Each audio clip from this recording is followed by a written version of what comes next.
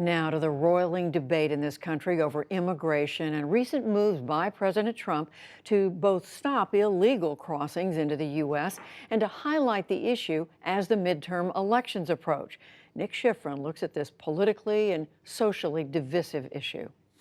On Dover Air Force Base, American soldiers head to their latest deployment. This is an airlift squadron that last year deployed to Afghanistan.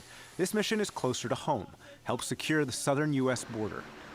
By the end of the week, 5,200 soldiers will fan out across southern states and deliver planes and helicopters with night sensors that can find people crossing the border illegally and quickly deploy Border Patrol agents, use combat engineers to lay fencing along the border, provide housing for Border Patrol agents, and add security to border checkpoints. The president has made it clear that border security is national security. That is the direction we've given. That's the direction that we're marching to. General Terrence O'Shaughnessy is the top military commander in North America. He hopes the troops deter two caravans of Central Americans who say they hope to reach the U.S. to escape violence, find work, and reunify with family. Their numbers are expected to shrink, and they're still about 1,000 miles from the border. But the overall movement of Central Americans is a threat, said U.S. Customs and Border Protection Commissioner Kevin McAleenan. At any given moment, there are tens of thousands of intending migrants between the Guatemala border and the U.S. border moving towards us at any given time. Within that flow, and included, are about 17,000 criminals last year, along with hardened smugglers and people from over 100 countries around the world. You have people coming up through the southern border from the Middle East and other places. For weeks, President Trump has claimed without proof the caravan contained criminals, as he repeated last night on Fox News. When you look at that caravan and you look largely, very, big percentage of men, young, strong, a lot of bad people in there. But the caravan is full of people like 23-year-old Carla Cruz. Her mother lives in Texas, and she joined the caravan because it's safer than traveling alone.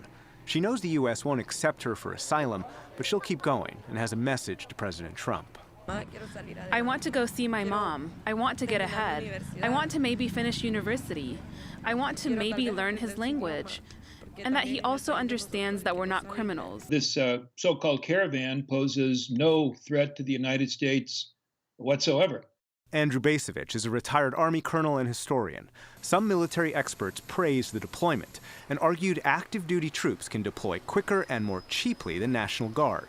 But Bacevich says that misses the point. Our armed forces exist to fight and win the nation's wars.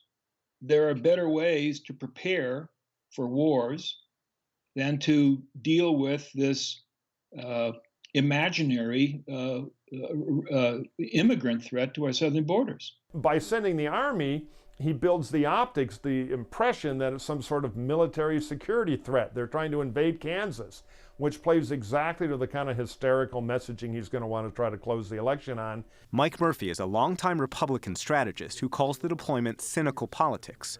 1 week before a midterm election in which the president believes he benefits by focusing on immigration, as he did again today by revealing a plan to Axios on HBO to end the 14th Amendment's guarantee that everyone born on U.S. soil is a citizen. Now they're saying I can do it just with an executive order.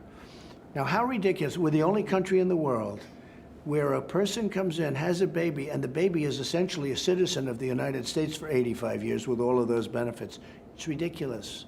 Actually, that's not true. 30 countries grant automatic citizenship to children born to undocumented immigrants, according to a think tank that supports immigration restrictions. And of the top 7 industrialized economies, it's only the U.S. and Canada. Today, Republican Speaker of the House, Paul Ryan, dismissed the president's argument. Well, you obviously cannot do that. You cannot end birthright citizenship with an executive order. We didn't like it when Obama tried changing immigration laws via executive action, and obviously as conservatives, we believe in the Constitution. We don't have borders. We don't have a country. But President Trump believes talking immigration can increase Republican turnout, and it can, to a point, says Mike Murphy. It does hit a chord, particularly in red states with some older white voters who are very uneasy about the idea of both illegal immigration and, frankly, too much immigration in general. But Trump's not popular in enough places to have it be a particularly effective message if he wants to try to keep the House of Representatives under Republican control, which a lot of us in the party would prefer he'd be doing. But President Trump seems to think the politics of the economy aren't as powerful as the politics of fear, even if he says it's not politics, as he refers to migrants crossing a bridge 1,800 miles south of the U.S. border. We're being Is this invaded. politics or is this real? On the bridge, when you looked at that bridge loaded up with people, that's called an invasion of our country. This has nothing to do with elections. And I've been saying this long before election. I've been saying this before I ever thought of running for office.